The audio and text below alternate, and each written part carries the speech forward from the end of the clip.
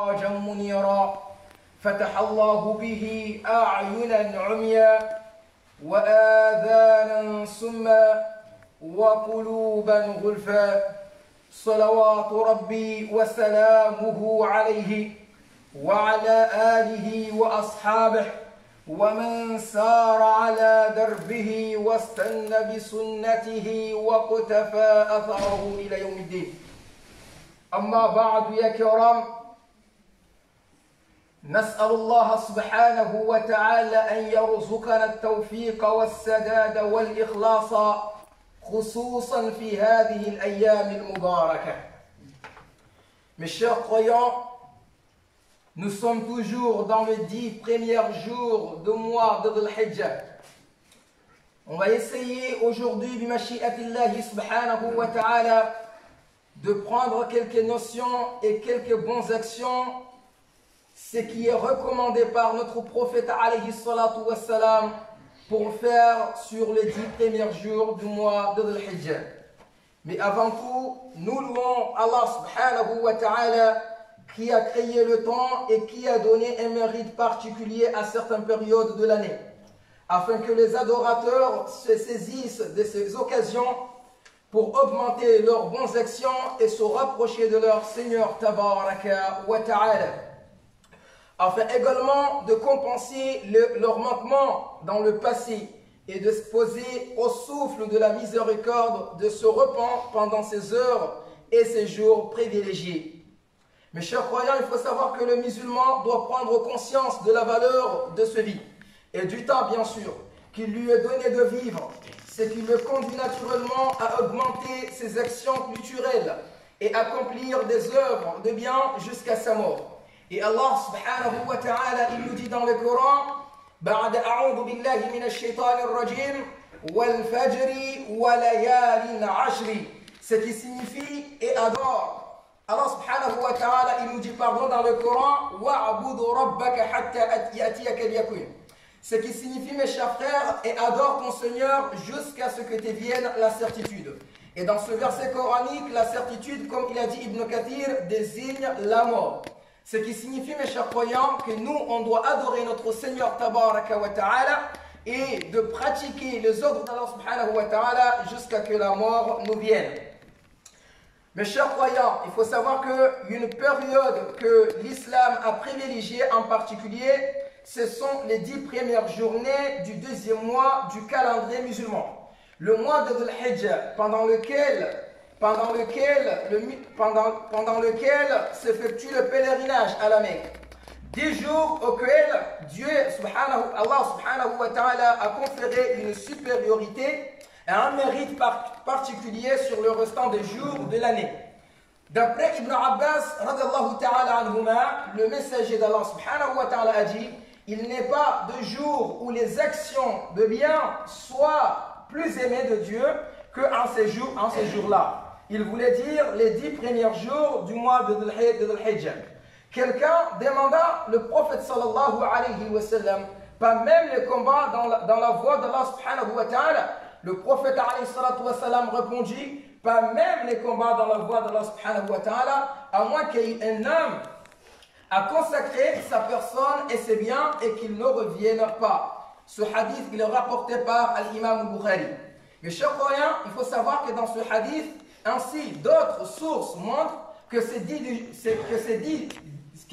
journées sont les meilleures de l'année, à l'exception de l'année de la détermination ou de la valeur ou de la destinée, Laylatul Qadr, qui est l'une des nuits de la dernière décade du mois de Ramadan et qui est meilleure que 1000 mois. Plusieurs points démontrent l'excellence de ces journées. Premier point, dans ce discours, il y a aussi le fait qu'Allah subhanahu wa ta'ala ait prêté serment en évoquant ces 10 nuits, ce qui constitue l'indice de leur importance.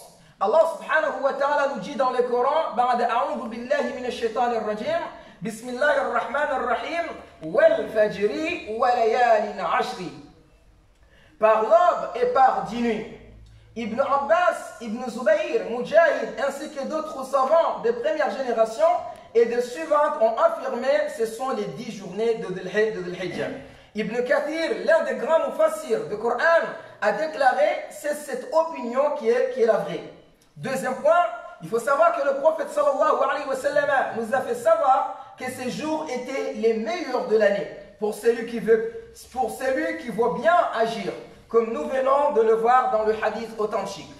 Deuxième point, il faut savoir aussi que le prophète sallallahu alayhi wa sallam nous a encouragés à accomplir de bonnes actions pendant ces jours, du fait de la valeur inestimable de ce temps précieux, en ce qui concerne les hommes où qu'ils se trouvent, et du fait de la valeur inestimable de lieu. C'est ce qui parle ici à la Mecque. En ce qui concerne ceux qui effectuent le pèlerinage à la Mecque. Quatrième point, mes chers frères croyants, le prophète sallallahu alayhi wa sallam nous a ordonné de glorifier et louer et proclamer la grandeur d'Allah subhanahu wa ta'ala pendant ces journées, en disant Subhanallah, gloire à Dieu, Alhamdulillah, louange à Dieu, Allah Akbar, Dieu est le plus grand. D'après Abdullah ibn Omar, rapporte que le prophète sallallahu alayhi wa sallam a dit, il n'est des jours qui est plus importante auprès d'Allah subhanahu wa ta'ala et pendant lesquels les actions soient plus aimées de lui que ces 10 jours. Le 10 premières journées du mois de Dhul-Hijjah. Dites abondamment pendant ces jours, La ilaha illallah, il n'y a des dieux que Dieu, Allahu Akbar, Dieu est le plus grand, Alhamdulillah, louange à Dieu. 5 points, mes chers frères croyants, fait partie de ces 10 jours. Parmi les ressources ou les sources qui est venues dans les 10 jours, c'est que dans ces 10 jours, il y a les jours d'Arafat. Les jours d'Arafat, le prophète sallallahu alayhi wa sallam, il nous a dit, le fait de jeûner ce jour permet, selon les hadiths authentiques, l'expiation des péchés des 2 années, l'année qui s'est écoulée et celle qui vient. En questionnant ainsi le prophète sallallahu alayhi wa sallam à propos du jeûne de Arafat, il a répondu, c'est un jeûne qui permet d'expier les péchés de l'année écoulée et l'année à venir. Rapporté par l'imam Muslim. La 6e point, mes chers croyants, cependant ces jours qui sont accomplis les sacrifices et les grands pèlerinages. Mais en arrivant dans ce point, on va prendre quelques minutes pour donner un avis tellement très important. Nous, on a l'habitude, dans le jour de l'Eid, de faire le sacrifice. Il y a certaines personnes, pour faire le sacrifice, utilisent le mouton. Mais il y a d'autres aussi qui utilisent la vache. Donc maintenant, il y a encore une divergence sur les 2 cas. Parce qu'il y a des gens qui disent, est-ce que c'est autorisé d'utiliser la vache au lieu de mouton, alors que Sayyidina Ibrahim alayhi salam, au moment où il a effectué ça, il a utilisé un mouton. Donc il faut savoir qu'il y a une grande divergence sur le savant. Mais ce qui est tellement très important ici, c'est que les 2 ils sont authentiques, c'est-à-dire que les 2 ils sont vrais. Mais concernant la vache, il y a des conditions que les savants ils ont mis place pour celles et ceux qui souhaitent faire le sacrifice à propos de la vache. C'est quoi les conditions pour aller rapidement? Il y a 2 conditions. La première des conditions, il faut que la vache ait l'âge de 2 ans. L'âge de 2 ans. Et cet avis, il est appuyé par Mujahid, Zubayr et d'autres savants par les imams, les 4 écoles. Mais il y a encore 2 autres imams qui ont donné un autre avis. Ils ont dit que si maintenant la vache n'a pas l'âge de 2 ans, mais il est costaud la vache. On le voit qu'il est costaud. Il a 1 an, 1 an et demi, mais il est costaud. Donc d'autres savants, ils ont dit que c'est possible de l'utiliser comme sacrifice. Mais l'avis qui est appuyé avec beaucoup de preuves, c'est l'avis qui est partagé avec la majorité des savants et ce qui concerne le 2 ans. Et ceux qui utilisent le mouton, il n'y a pas de problème. 6e point, mes chers croyants, le musulman et la musulmane doivent donc prendre conscience du bienfait que représentent ces 10 jours et ils doivent en saisir l'occasion. Les actions qui sont particulièrement recommandées pendant ces jours sont les suivantes. Premièrement, il y a le jeûne. Il est conseillé aux musulmans de jeûner le 9 premiers jours de ce mois. Le prophète sallallahu alayhi wa sallam nous a recommandé en effet d'accomplir de bonnes actions pendant cette période. Or, le jeûne est l'une des meilleures actions que Allah subhanahu wa ta'ala a choisi pour lui-même. Comme cela est rapporté dans le hadith Qudsi, toute action de l'enfant d'Adam lui appartient sauf le jeûne. Allah subhanahu wa ta'ala, il dit dans ce hadith, le jeûne, il m'appartient en vérité. Et c'est à moi qui en donne la récompense. Rapporté par l'imam al-Bukhari. Le messager d'Allah subhanahu wa ta'ala jeûnait lui-même les 9 premiers jours du mois de Dhul-Hijjah.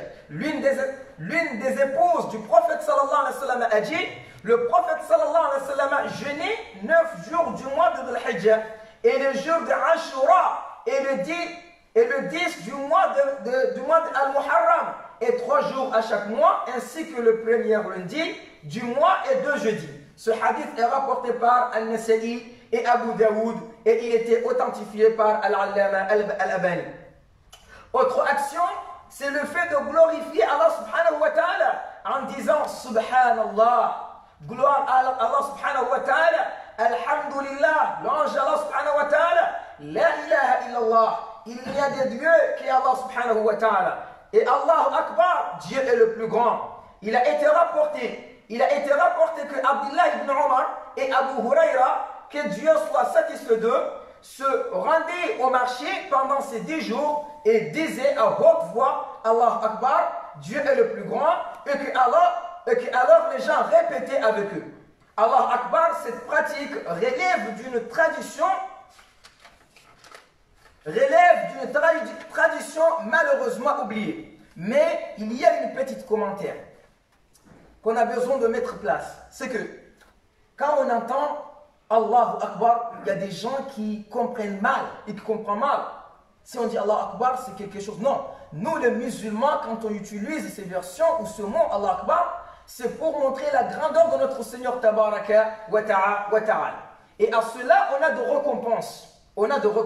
Il y a beaucoup de hadiths et il y a beaucoup de hadiths que le prophète sallallahu alayhi wa sallam nous a recommandé sur ça. أقول قولي هذا واستغفر الله لي ولكم وصلى الله على سيدنا محمد وعلى آله وصحبه وسلم.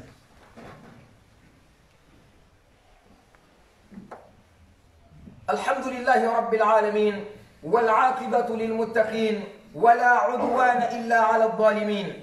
وأشهد أن لا إله إلا الله ولي الصالحين وأشهد أن سيدنا محمد الصادق الوعد الأمين. أما بعد، اعلموا أيها الأحبة الكرام أن الله سبحانه وتعالى أمرنا بأمر عظيم، أمرنا بالصلاة والسلام على نبيه الكريم، حيث قال الباري تبارك وتعالى في محكم التنزيل: يا إن الله وملائكته يصلون على النبي يا أيها الذين آمنوا صلوا عليه وسلموا تسليما. اللهم صل على محمد وعلى آل محمد كما صليت على إبراهيم وعلى آل إبراهيم، وبارك على محمد وعلى آل محمد كما باركت على إبراهيم وعلى آل إبراهيم في العالمين إنك حميد مجيد. اللهم أعز الإسلام والمسلمين، اللهم أعز الإسلام والمسلمين، اللهم أعز الإسلام والمسلمين. اللهم اجعل هذا البلد آمنا مطمئنا رخاء سخاء وسائر بلاد المسلمين. اللهم اشف أمراضنا وأمراض المسلمين، اللهم اشف أمراضنا وأمراض المسلمين وارحم موتانا وموتى المسلمين. اللهم إنا نعوذ بك من البرص والجنون والجذام ومن سيء الأسقام. ربنا تقبل منا إنك أنت السميع العليم وتب علينا يا مولانا إنك أنت التواب الرحيم. ربنا هب لنا من أزواجنا وذرياتنا قرة أعين واجعلنا للمتقين إماما. ربنا اغفر لنا ولإخواننا الذين سبقونا بالإيمان ولا تجعل في قلوبنا غلا للذين آمنوا ربنا إنك رؤوف رحيم. ربنا آتنا في الدنيا حسنة وفي الآخرة حسنة وقنا عذاب النار. وصلى الله على سيدنا محمد وعلى آله وصحبه وسلم. عباد الله، إن الله يأمر بالعدل والإحسان وإيتاء ذي القربى وينهى عن الفحشاء والمنكر والبغي يعظكم لعلكم تذكرون. فاذكروا الله العظيم الجليل يذكركم واشكروه على نعمه يزدكم ولذكر الله أكبر والله يعلم ما تصنعون. وقوموا إلى صلاتكم يرحمكم الله.